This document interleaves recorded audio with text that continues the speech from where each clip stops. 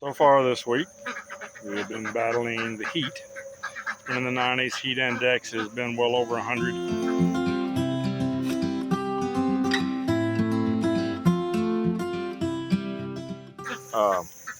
Humidity is about 95 to 99%. Been very uncomfortable out here. And this is the first week, of course, vacation week. This is the first week it's done this, but you know, it's this time of year, so it's going to do that. All right, the first thing on the list to do was dig a trench to get power and water Kathy's building. We've got this little digger. Our son owns it, AJ. Well, you may have seen his videos, BS with AJ on YouTube. And he has gotten this digger to rent, and we had a week here where we could get it, so we borrowed it. Very handy. I'd hate to dig this ditch by hand.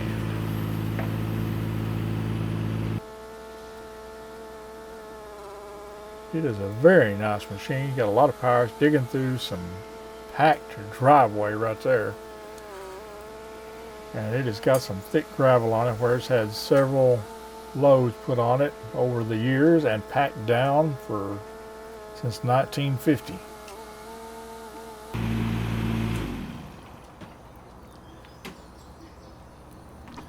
And no matter how good the machine is, every now and then you gotta hand dig something. We're trying to get to a water line that used to run from my dad's house down to my brother's mobile home. And we dug through there and we found it. Kathy remembered exactly where it was at. And we're just trying to dig it back so we can get to it to work on this pipe.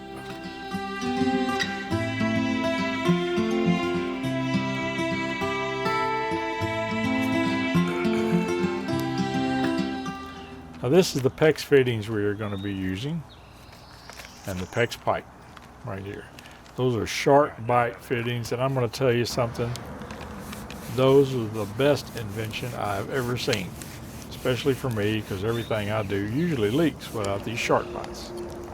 Cleaning the pipe off, cut it off to where we need it.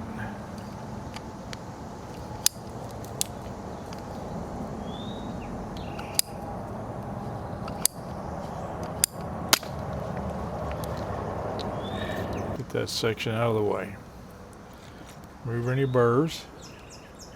And this fitting just slides on and seals. It just bites down on that pipe and it makes a good tight seal. Now to unroll the pipe.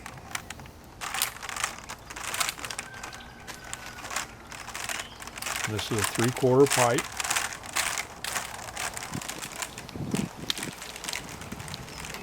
PEX. Trying to work that into the ditch. Make sure I've got plenty there, and I Alright, stop videoing for a minute. cut that off. Now we're going to connect it to this shark pipe. Push it into place. Make sure it's good and snug. Alright, that's it. And we're done. Now we're going to cut the excess off here, put a cap on it. A little later that day we decided we were going to put an outside hydrant there, so we just hand dug that back down, connected this pipe to an outside hydrant, and had water.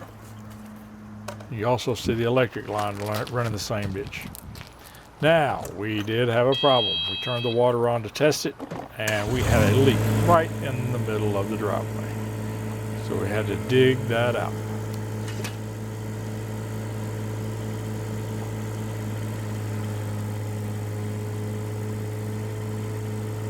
Now, I will say that we called Bud, had everything marked, and we were digging out in the front yard, and I was 6 foot off the marked line for the phone line. And guess what I hit? The phone line. I was really worried about it. But then again, we were 6 foot off the line, and it was not where it was supposed to have been. So we called AT&T. They come out, and they said that these lines are not maintained anymore, so we didn't have to worry about it. That was a load off our shoulders.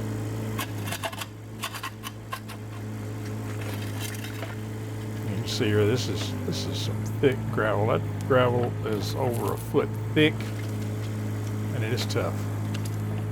This little digger cut right through it. I'm trying to get all the gravel in one pile so I can put it back on top. I know that after we get this done, we're going to have some gravel brought in just to cover this back up, because it's not going to work out like it was. We needed a load of gravel anyway. Get closer to you. I know, but I got to get on both sides of it. Okay. This moves it up and down. All right, we're letting Kathy take over here. She's just getting the feel of the controls there. And then here she goes. She was a little slower at it than I was, but I believe she was actually a little better at it than I was. She took her time and made sure it worked the way she wanted it. Whenever she got a bucket full, it was full.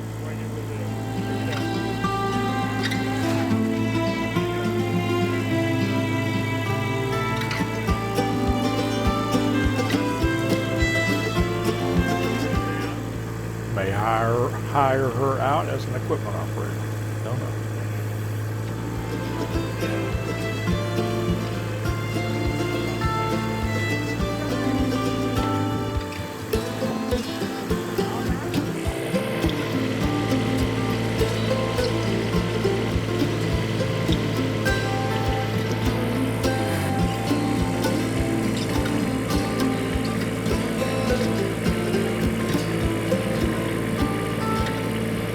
This is our stock trailer. We're going to haul the 2 cows off to the butcher. And we've had it work before.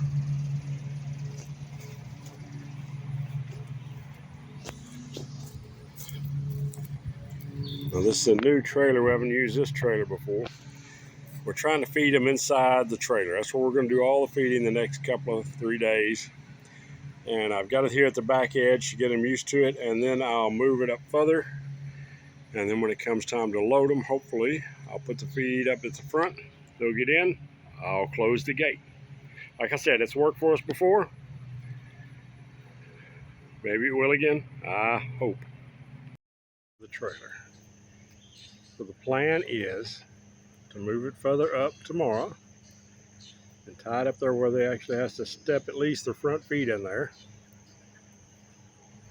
And then a little further the next time, until they're stepping up in there. The cows in the trailer.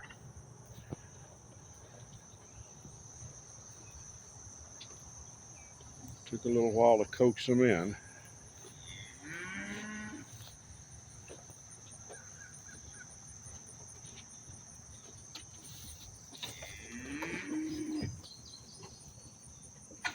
But they're both inside. All right, we got them in the trailer. First time I left the latch open, but they got back in, thank God. Now we got to go down to my brother's, get the tractor so I can pull the trailer out. I'm sorry I didn't get the videotape that for y'all, getting the cows in that, but I'll show you here in a second. They just walked right in, and I put the feed in there and went behind them, closed the gate. One of them looked up and looked at me, and then went back to eating.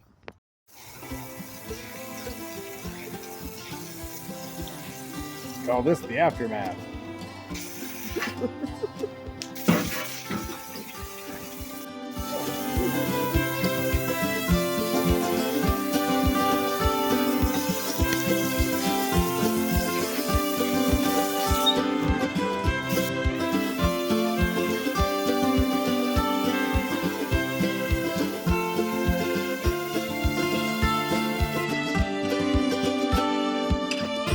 Packing the dirt down, baby.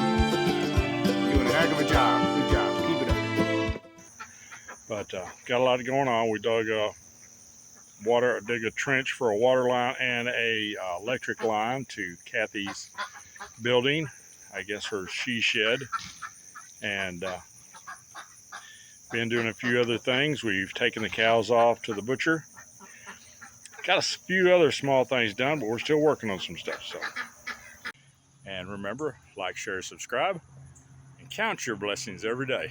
And I truly believe you'll find you're blessed far beyond measure. I know that I am. God bless.